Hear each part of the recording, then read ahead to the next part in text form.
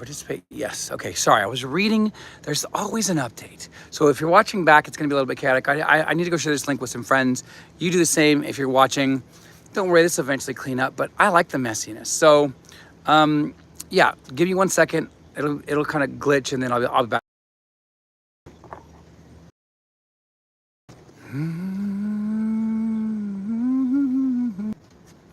Okay. So thank you for your patience. So I want to talk to you about assumptions, but I want to talk to you about it as Neville talks about it, okay? Because I think when we use the word assumption, it's loaded. One, because it's language, just language in general. And two, you know, like we make that one joke where it's like, oh, if you assume, then you make an ass out of me, out of you and me. So that's already negative, right? We already have a negative idea of what an assumption is. We automatically make or assume that the definition of an assumption is something that is negative, right? And so we say, well, if you assume, then you make an ass out of yourself or make an ass out of somebody else, right? But an assumption isn't anything. And I mean, in terms of whether it's negative or positive, and I think this is important, okay? Because if you're trying to understand, does assumptions create reality? Hello. Welcome. We're going to the law of manifestation, but through psychology and neuroscience. So if you're new, make sure you hit the subscription button. I have a free link to a Discord. If you can't get in, just hit me up on here, DM me, look for Jordan Bridger 58, whatever that might be. Ask questions, safe space. I also do coaching as well, and it's all science-backed. So let's go back to this idea. What is an assumption? It is not negative. It is not positive. An assumption is something that is an idea, but it's a layered idea. There's 4 layers, if you can see in my little description, okay? So when Neville says that assumptions create reality, thank you for tapping, by the way, that assumptions create reality. Oh, thank you. I look really sexy. Thank you. I really appreciate that. Let's see. So, hello. It said hi. Okay, so assumptions create reality. Okay, thank you guys. And if you can hit the thumbs up, that would be awesome, because obviously that helps the algorithm.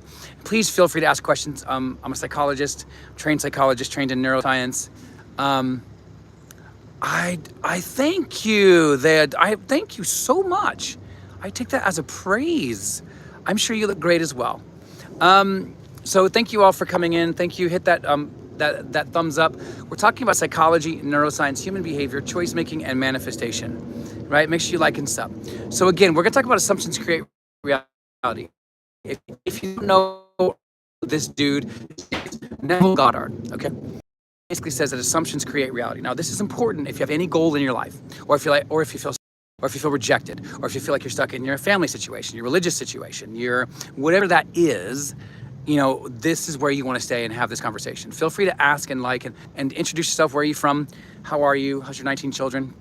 I'm kidding. I'm also a comedian as well, and do stand up and travel worldwide for that. So let's talk about an assumption. What is an assumption? It's not a belief. It is not a belief. To manifest, you do not have to believe. This is BS, okay?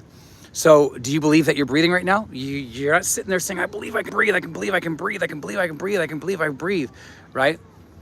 You're just breathing.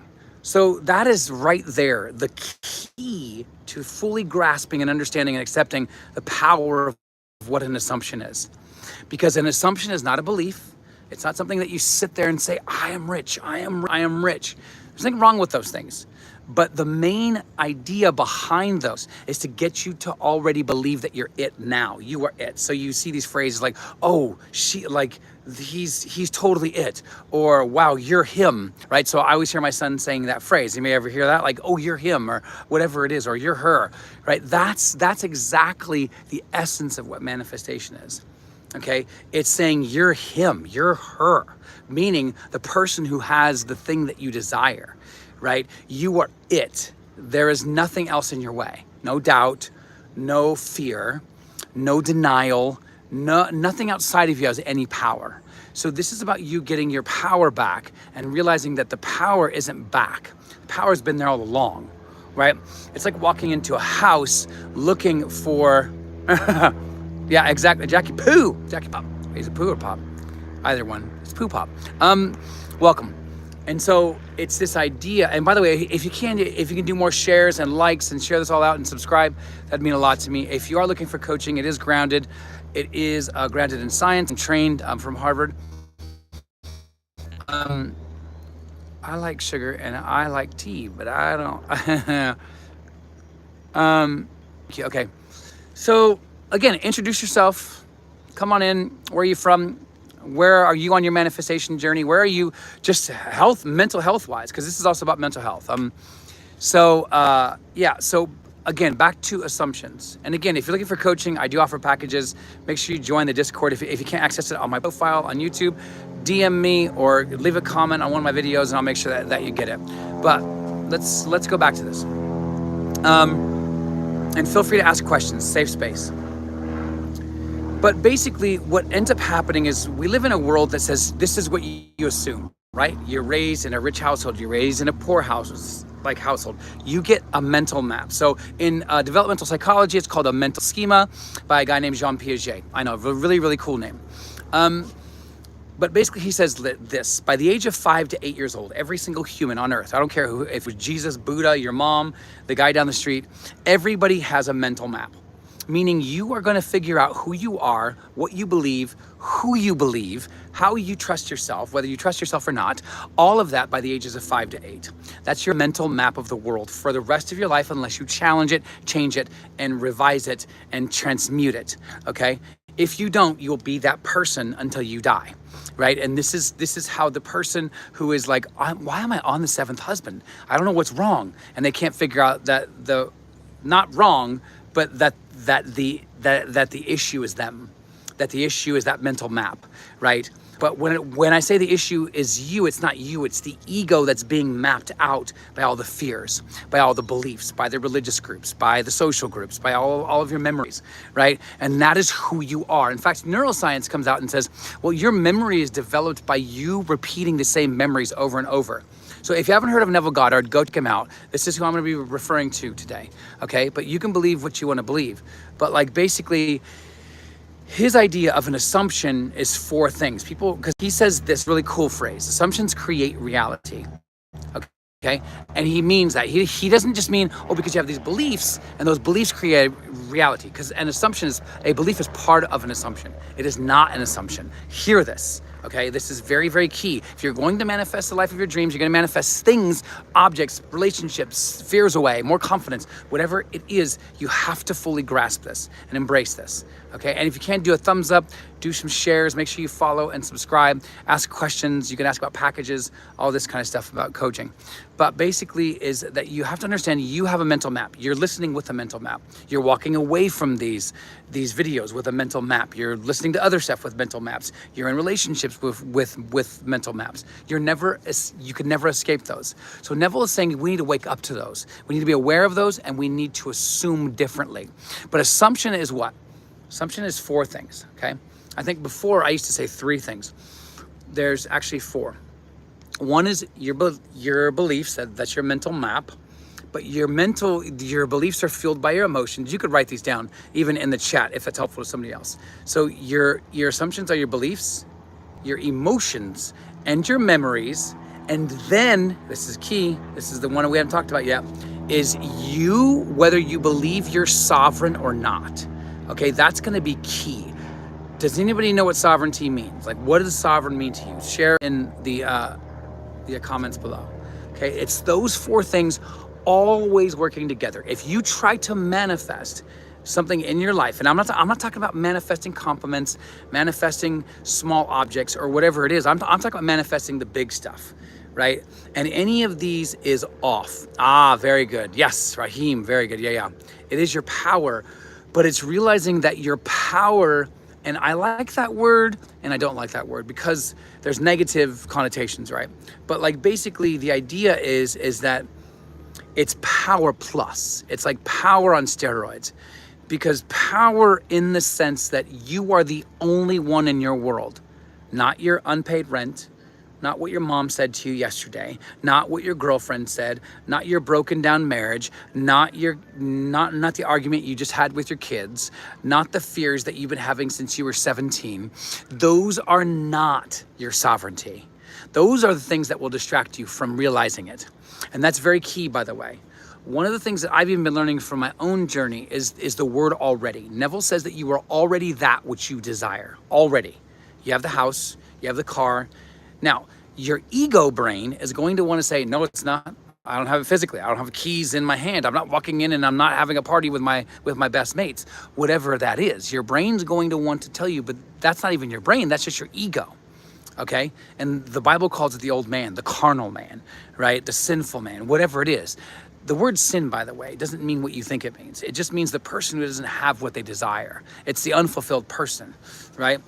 And so the carnal man, the ego mind wants to tell you that, hey, this doesn't look like this. And hey, this isn't working out the way that you'd planned, right? It's always looking for now, and it's always looking for, and it's all about dopamine. So it's saying, how can I feel good about this right now? But I don't see it. So then I'm not gonna feel good about it until I see it. Right? And so your ego mind's looking for what we call logic, which isn't logic, but it's what your mind has been trained to think logic is, right? So we have been taught about cause and effect. So it's like, hey, you stub your toe, it hurts. Cause, effect, right? But that's not how manifestation works. That's not how the four-dimensional world works. That's not how the quantum field works. It works on the opposite logic, if you want to use the word logic at all, right? And that is that if you believe, now please hear me. When I use the word believe, it is not believe in like I'm believing like I'm breathing, okay? Because that's just secondhand, and that's very key. So whenever I use the word belief, especially in the positive sense, I want you to hear it's so automatic, it's like breath. Because again, like the kind of funny example that we talked about earlier, is belief isn't me sitting here telling myself every second of every day, I'm breathing. You don't need belief, you're just doing it. So that's a great example of what's happening and what is going on when you learn that belief is not predicated or dependent or relies upon you mustering up enough energy to be like, oh, it's happening. Because then you believe that you're creating something. Even though you're creators, everything is already created. Okay, so Neville also says that creation is finished. Okay, what he means is I'm not sitting here trying to make a house out of nothing. A house already exists, right? It doesn't need my effort, and that's what he means when he says this should feel effortless. He's not saying that you won't have to do mental effort, meaning change the ego and alter the patterns of the subconscious mind. What he is saying, right, is that this whole process over time will and should be effortless. If you're sitting there always questioning your doubts and they come up, right? So then people ask me as a coach, what do I do with my doubts? You ignore them. You move on. You don't play with them, right? You get bored of them. You call them out and you move on. Oh, hey, cool. Thanks for showing up. You're not part of my story anymore. F off. Whatever it is that you need to do to actually separate yourself from those doubts, do it. If you need to use NLP, you can even do something as simple as like patting your leg 3 times and then say locked in. Whatever it is, and doing that and giving yourself dopamine and telling yourself, affirming 10 times. But here's the thing, and this is very key. And this is part of the upgraded stuff that I'm actually working on behind the scenes for coaching clients is, this is coming to a place where you're combining, right? Yeah, thank you. Yes, yes. And I'm gonna come back to that. Thank you so much for that. Welcome, by the way, Guston. And introduce yourself. And Raheem, I'm gonna come back to that as well. Is this idea of realizing that this is somatic, right? This is not just about you manifesting stuff out there. It's also about you including your body. Okay, and that there's a somatic, which means physical, bodied, embodied self. So your nervous system is what you're actually changing. So when you go in and you create these kind of visualizations and these first-person scenes, always first person, by the way, you are actually changing your nervous system. You are altering the patterns and the chemicals around it, and you are becoming a different person. And that's where Jean Piaget comes in, right? And he says you have these mental schemas, and if you accept them, then you're that. That's it. right? But if you do the actual mental work, you're not just doing that mentally and esoterically and mystically and magically, you're actually doing that physically as well. So people always get really tripped up on this and say, well, I shouldn't act on it, on anything. I shouldn't do actions. Yeah, you should. Neville was never against action. He was just saying, don't do action from the old state. If you're sitting there trying to, I don't know, imagine that you're a billionaire and you go to the store and it's $3 more to get blueberries, and you're sitting there saying, oh my gosh, it's $3 and I don't have enough, and what if I miss rent, and what if this happens? Then you're not being that person. Just pay the extra $3, because that's what the new person would do anyways. That's a very simple example. But at the same time, you're taking action because you took action here. Even to leave this conversation, you took action. You're going to take action. Action is inevitable, right? But your beliefs and the way in which they shape your perception do not have to be. Okay, so let me go back to this, and then we're going to come back to assumptions, because there's 4 things and we still haven't gone through them, and I'm going to give you some NLP tips as well. If you can just do me a big favor, if you can again hit that thumbs up, make sure you subscribed, ask any questions, and does the Newtonian versus quantum law relate? Yes. So Newtonian cause and effect, right? If you've heard of Joe Dispenza, he's a really cool guy as well. He's in a similar field than I am, because I'm into neuroscience, been trained in that, right? But like basically this idea of cause and effect. You are the cause and you are the effect. Whereas, in Newtonian, there's the relationship between a cause and an effect tends to be separated, and then one leads to the other. That's called correlation, right? And you don't have that relationship in the sense that since you're the observer in the quantum world, you are the cause observing it, and by observing it, you're creating the effect. So everything is the observer effect, right? And you can Google that, right? And so, so Gustav, let me see. Thoughts are also imaging, yeah. Which is the blueprint for the next projection.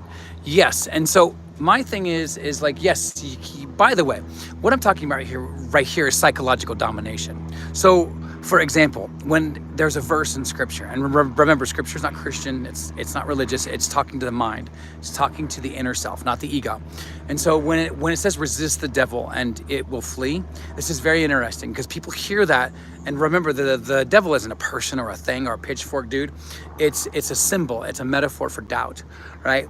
It's a metaphor for fear, it's a metaphor for conditioning, for not buying the pearl, okay? And the Hebrew for resist is a very powerful word, because it's very layered. When you break it down from the Greek, which the author Paul was talking about, resist actually almost, it's like a two-parter. It's like you don't acknowledge whatever it is, like as in the devil, the fear, whatever it is, the limiting thoughts.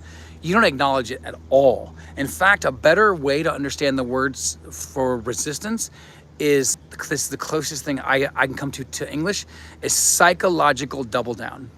Okay, what that means is you get even more stubborn and say, I am that. I am the rich person. I am this. So when it says resist the devil, it's almost saying don't acknowledge him and don't play with him. Don't play with the doubts. Don't play with the fears. Don't play with the limiting thoughts from your 7-year-old, 12-year-old, 18-year-old self, right? You psychologically double down. So how do you do that? So psychologically double down means is you create an ecosystem. What music would this person listen to? If, let's say it's fitness or whatever. Okay, what music would you listen to? Okay, how would you see the world while your eyes are open? This way. What kind of things would you hear? What kind of things would you hone in on? What kind of activities would you do? Because usually what's going to happen is you're going to be a different person. So you start participating as a different person with your world. And you start doing things like auditing your old behaviors and saying, oh, I did that because I was afraid, so then I bought this. And I'm not saying you need to go throw out everything that you bought from the old state, unless it's tripping you up, right? But even then you're just giving power to objects, right? And you don't want to do that.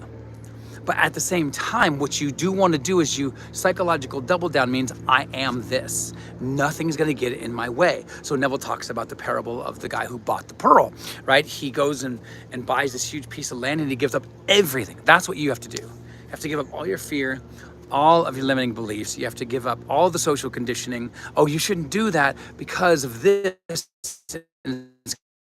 Friends look like this. You shouldn't post it on social media because this is going to make you look like that, and people are going to start saying the stuff on your feed, right? And so, and I'm not saying you don't even have to ever scrutinize or like be aware of what you're doing, but it's more about saying, I am this person and nothing and no one, and it doesn't matter if it's the president or the janitor at a high school. It doesn't matter the role of the person. Their power cannot dominate my power, okay? And it's not being a jerk. It's not being an asshole. It's not being abusing like power or being stuck up. But, and here's another tip, okay? One thing I want to really encourage you to work on, okay? And this is a big one. Neville kind of talks about this, all right, in a couple of his books. And he says, really go through life and feel like you have an ace up your sleeve. He doesn't say that exactly, but he says those words, okay? And what that means is go walking around throughout life spiritually smug, okay? Hang on. I'm not saying go be a douche to people. I'm not, because this is about inner, right? Inner world. So when I say spiritual smugness, it's, I know I'm it. I know I'm the shit. I know I have my house. I know I get along. I know I have a wonderful family. I know life is beautiful. I know life is full of adventure. I know I'm confident. I know, right? But once you get that down, hammer that into yourself and say, I know that I am it. I know for a fact, and even cultivate that in your scenes, right? So when you're looking at the world from the first person and you're creating a scene, feel like, this is obvious. Because remember, this is what he wants you to do, is he wants you to realize that you're the power. No one else is, never will be, okay? That's a great question, by the way. Let me finish this thought, and I'm gonna go back to that, because that's actually a really, really, really important distinction, okay? And that actually talks to this idea of whether you believe in affirming or not. So spiritual smugness is, I know I have the house. I know the bills are paid. I know. So that's spiritual smugness. Because I'm not saying external. I'm not saying it, because you can still be confident that you're a billionaire and go out and treat people with respect, right? Remember how Neville talks about, living in the state. Well, the states, he says there's unnumbered amounts. So what that means is you can be a jerk and a billionaire, or you can be a nice person and a billionaire. You could be a house owner who's always afraid of losing their house, or you could be a house owner who knows that they're gonna get something bigger one day as well. Whatever that is, right? There's always an unnumbered amount of opportunities. So let me go back to this. Psychologically double down. Okay, so this is very important because it brings up other issues, actually, that question. Let me read. So how is psychological double down different than effort or pushing through? Okay, one, you never push through fear. Anything you push through is gonna get bigger, okay? So you accept fear. I don't mean accept it as in I'm fearful. It's, hey, it's fear again, trying to trip up my old story again. Hey, I acknowledge you. I know you're here. I'm calling you out, but I'm not spending time with you, right? And you move on, and that's where you can slap your leg 3 times and be like locked in. I'm the new person. That's where you can push your thumb and your index finger together, and every time you feel powerful, do that even when you're not like fearful. Do it throughout the day. So when you're like, I'm locked in, I know I'm the confident person, and then boom, press it out. And then 2 hours later, boom. And remember, if you want to revise. You don't have to revise, because living out the new self is revision as well. I personally use revision, but that's because I like it. I like what I'm doing. I like being a manifester or a creator, right? But you being the new person will rewrite. But let me go back to this, because I think, like Raheem, we could probably spend an hour on this, because it's bringing up other issues. So again, psychologically double down. So first things first, if you push through fear, you're gonna grow fear, right? You're actually going to have fear expand, okay? And you don't want to do that, all right? You wanna call it out. And some days, yes, ignoring it is the best thing. Sometimes ignoring it is the most radical thing you could ever do, right? And so learning how to cultivate the skill of ignoring, and it is. I'm not just saying ignore. I'm literally saying turn it into a skill. Like, Neville says this as in using the law is like a violin player or a piano player. You're learning to tune it all the time. You're learning to use it all the time. Right? I think some people use the law because initially they get into some sort of crazy scenario and they want to get out, right? And then like, okay, cool. But if you want to go further and you want to go into the advanced world of the esoteric, which means like the unknown, then this is where it's at, right? You have to see that, yes, you can manifest all those objects, right? But that there's more to this life than just getting stuff. I'm not against that, and I'm for it, and I want it for myself, and I want it for you. So those are the things that I think are extremely important, but you never push through fear. If you're pushing through fear, that is where the effort is, okay? You sit with it. I don't say sit in it, sit with it. Imagine it, give it a name, give it a face, talk to it, right? But do not give your sovereignty over to it. Do not give your power over to it. And if it helps, imagine yourself wearing a crown every morning. Do not get up from bed until you say, I'm here, meaning I'm living in the state. I already have everything I want. Don't get out of bed until you feel that, okay? Do not let your feet touch the ground until you are convinced that I am it. That's it. And the same thing with the bedtime. Give yourself 3 things 3 times throughout that day where you actually locked in and you stayed in the state, okay? And then maybe get 2 or 3 where you want to change and change that, okay? Fall asleep changing those things. And then remember, make decisions every single day from that state. And yes, by the way, we're gonna go into this in a future one because there's still more to Raheem's question. But is this idea that manifestation is also creation, okay? Meaning if you want like a successful business, create a business. Create opportunity for that success.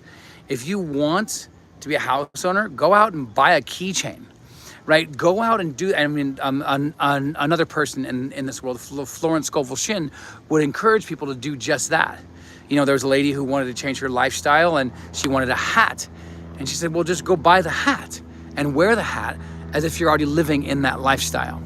So remember, everything is creation. If you want to be if you want to be an amazing DJ, go out, offer yourself. Don't sit here and manifest. That's also borderline. This is what you're bringing up here by asking your question, Raheem. There's also spiritual bypass. Do not use this as a way to not overcome fears or overcome childhood limiting beliefs. Because that's just dressed up. You're just using this as a dressed up form of running away from your problems. And so people, I think, when they come to manifestation, they're like, I'm gonna get things, but I don't have to mess with any of my junk, right?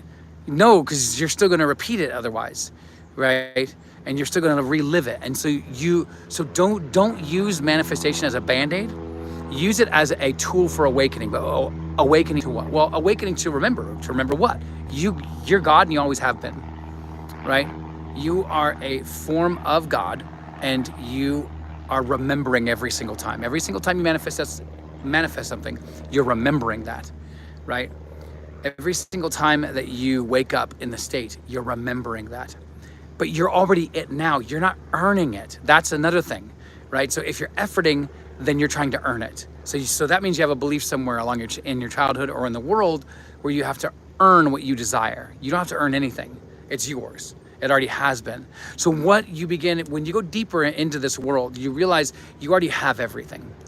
And so what that means is if you truly have everything, then you're gonna emotionally attach meaning that serves you being that person.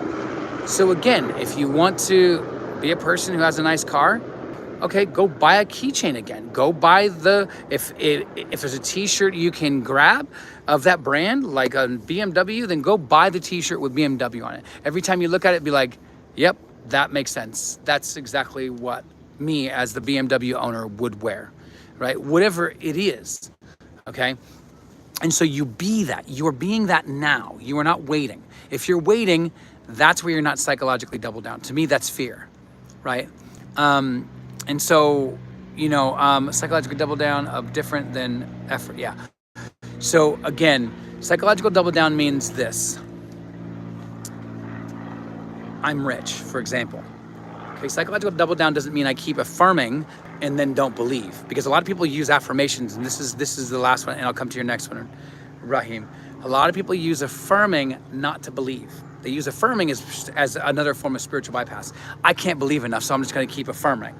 I'm not against affirming, and neither was Neville, by the way, and neither was Joseph Murphy. All these people that keep, oh no, Neville was against affirming. No, he wasn't.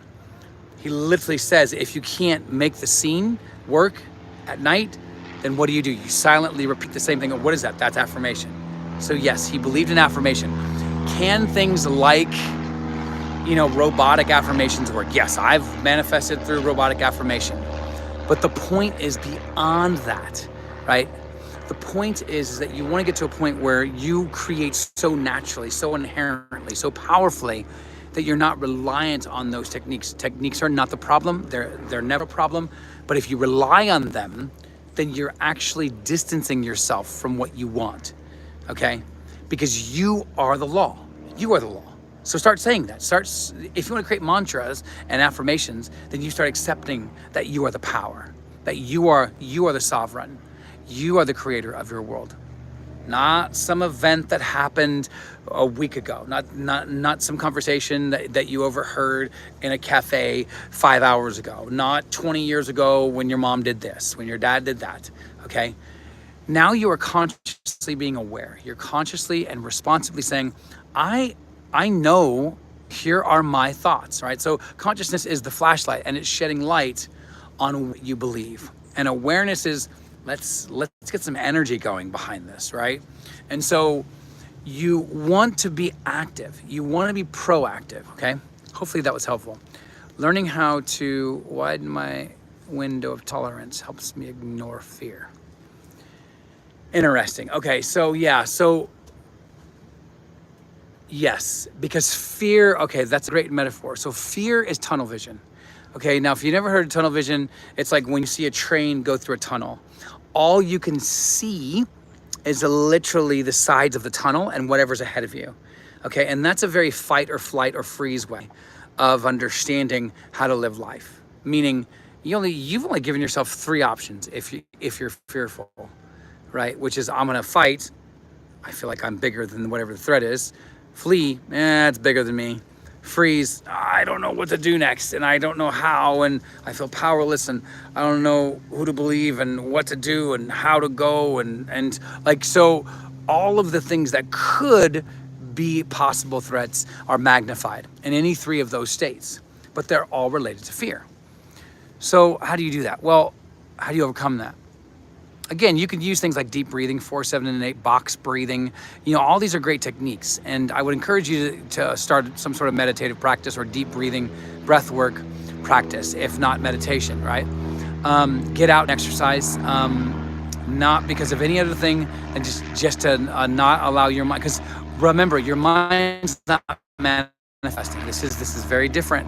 You're not going to hear this other places because most people hear that and they think, oh wait, I thought my mind was always manifesting. It's not your mind, it's your soul, right? But they are connected. This is where Joe Dispenza talks about heart math or heart coherence, right? And so this is where other people will really get tripped up. Your thoughts are not manifesting. Your belief, remember, or your knowing, right, is your knowing of those thoughts, meaning knowing them as in almost kind of like sexually, as in like I have a deep relationship with these thoughts, are what create. But the thoughts themselves are just showing you where you're at, what you believe, what you've accepted about reality, right? And so I think that's super key that you realize that, okay? That you don't fear your thoughts. Yes, you can thought switch. You don't have to, but you can, okay? Everybody has their own technique. Everybody has their own method. There isn't a right or wrong one. Once you start going down that road, then that's where people get confused. And I know a lot of coaches do this. They'll be like, no, that's a wrong technique. No, you shouldn't be doing this. No, you shouldn't. No, everybody has a different personality. God came down in different personalities, right? God showed up in different personalities, okay? So you got to find one that works for you and a method that works best for you, and and any method that helps you quiet the mind.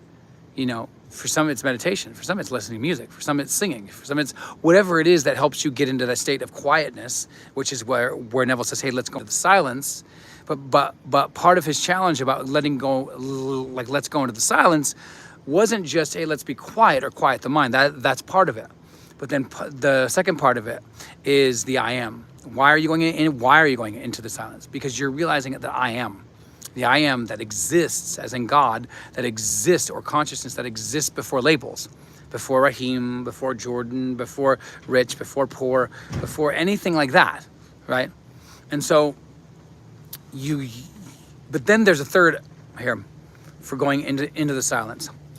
There's an old self and there's a new self. There's a gap. That's silence. There's a gap between who you are, who you want to be. And now you're going to go into that gap. And that's where you wage war, okay? That's where you wage, like, I'm no longer this person. I'm no longer that person who has these limiting beliefs, okay? I'm now this person. And so when you walk out of meditation, and even Neville talked about his own meditation practice, he didn't sit there and be quiet. He was actually working on himself, right, during this whole process. So, you've got to find out what works for you. But in terms of, fear and your tolerance for it, yeah, tolerate it. Tolerate it as in, give it a name. Oh, that's fear. Oh, that's rejection showing up again. But you know what? I don't deal with that. Okay. So let's go back to assumption really quick, and then I'm gonna give you some tips. And so assumptions are 4 things, okay? Assumptions are 4 things. Remember, it's your beliefs, it's your memories, and it is your emotions. But all of those wrapped in sovereignty. So if you say, for example, I've changed my belief, but it's still showing up. I've changed my memory around it, and it's still showing up. I've changed my emotion and it's still showing up. That means your sovereignty isn't wrapped up in this equation, which means you don't believe you're powerful enough. Okay, which by the way will still circle back around to your memory and your emotions about something else, right? And again, this isn't about fixing yourself and then you can manifest. You can manifest every second of every day. You're doing it anyways, right? Meaning you're living through your nervous system. You're living through your beliefs. You're living through your identity. And that's why this is about identity. This is all about identity. Who are you? And then being that person 150% of the time. No matter whether doubt comes, no matter if people come and say, no, you can't be this, you don't need their permission, right?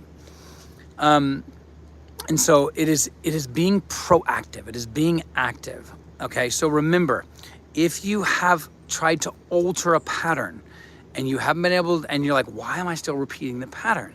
Well, then look at those 4 things, okay? Which again, back to repetition. It is either a memory, actually all these are always working together. It's just neuroscience. But like memories, emotions, and beliefs, and sovereignty, right? They're always working together until you die. No matter what you want to change, no matter if it's, you manifested something fast or quick, even manifesting stuff fast is a belief, is a perceptive lens, right? And so you want to come to an active place where you're like, okay, there's a thought here. There's a thought that showed up. So that means there must be an emotion. But then if there's an emotion, then there must be a memory. And if there's a memory, then it must be wrapped in the fact that I gave up my sovereignty then. Do you understand why sovereignty is important now, which means power, right? And so if it's limiting, right? If it's not limiting, it doesn't matter, right? And so and here's the other thing. Use the law to also amplify. Meaning, if there's something that good that happened to you, manifest that it happened 10 times better, right? Don't always just use it for the negative. Then manifestation is just about triage, which means you're trying to prevent damage. You're trying to prevent hurt. You're trying to prevent pain, right? And, lay down, open your hands up and imagine good flowing through to you, like literally like a beam of light that says good on it, whatever that is. I mean, this is a good technique. And because what's going to happen is when you run into fear, your body's going to want to shut down. Watch someone. Look at YouTubes of the psychology of fear, where they show what happens to the human body. The human body does not open up. The human body closes up, okay? So the first thing you do is, boom, I'm all here. So even it's gonna feel wacky, it's gonna feel like there's a threat coming at you, but the next time that you feel fear, open your body posture, do dancing, play loud music, but get yourself open and free. Because what's going to happen is if you don't, you're going to drop your shoulders. You're going to start breathing fast. You're going to want to feel like you need to run out of that situation wherever you are, whether it's a mental one, physical one, environmental, it doesn't matter. Okay, so you are training your body to say, I'm not, right? And here's two great somatic ones. These are psychological, but here's two great ones to calm down, okay? Your mind. One's very simple. Even Leonardo DiCaprio and Matthew McConaughey talk about doing this for themselves. But you put one hand on your chest, one hand on your gut. These are two major areas, by the way, that are kind of woken up, I guess you can say, or upregulated in scientific terms when you're fearful. And you're putting one here and you're putting one in the stomach, okay? And you literally just say either to yourself out loud in a very deep, authoritative voice, or mentally in a deep, authoritative voice. And you say, I'm safe. Throw your shoulders back, because remember, they're gonna wanna hunch in. I'm safe. Walk around. I am safe. I'm safe. I'm safe. Everything's great. I feel safe. Right? Take a few deep breaths. Use the 4, 7, and 8. Use the physiological sigh, which is just, right? And just say, I feel safe. Now remember, don't sit there and spiral into 30 minutes of saying, I'm safe. Go do something, right? But that's one. Also, another one, hand on your upper chest, hand on the back of your neck, okay? Same thing, okay? Why? Because the vagus nerve. The vagus nerve is upregulated actively when you're in a state of fear. And so, same with your neck. And so again, do deep breathing while you're doing this. Be active, walk around, do something physical. And again, do the same thing. I am safe. I am safe. I am safe. Something as simple as that. It doesn't have to be that, but it's simple as that. Make yourself feel safe, okay? Then go do something from the new state. Do an act from the new state, because what you're telling your body is, I'm safe and I'm this new person, right? So if it's like, okay, I have a person who has a lot of friends. Well, what would that person do if you didn't have friends right now? One, you're like, okay, man, I'm gonna be lonely until I die. Well, like all these fears come in, right? All of this kind of stuff. I'm safe. I'm safe. Okay, well, what would this person do? Oh, they would go out. They would go out and be a friend to somebody else because they have friends, right? And so you are actively participating in creating your new reality. You're not waiting. You're never waiting. Okay? If you're waiting, that's fear, and that's giving away your power.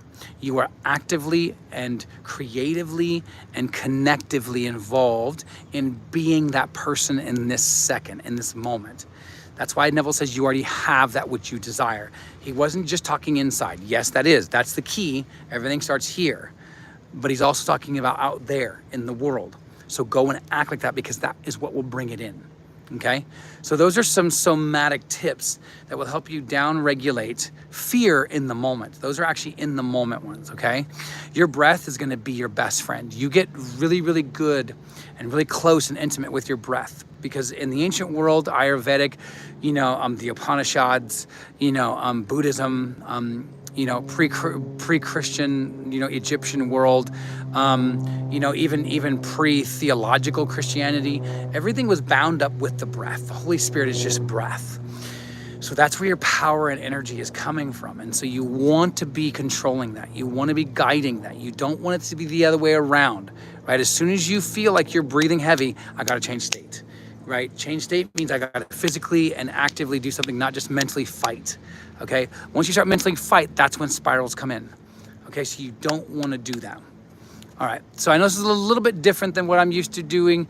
One, because I'm going into different territory as well, especially focusing around this idea of sovereignty.